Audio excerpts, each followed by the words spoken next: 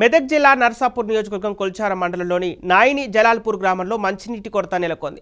నెల రోజులుగా మంచినీళ్లు రావటం లేదని మహిళలు ఖాళీ బిందెలతో గ్రామ పంచాయతీ ముందు నిరసనకు దిగారు.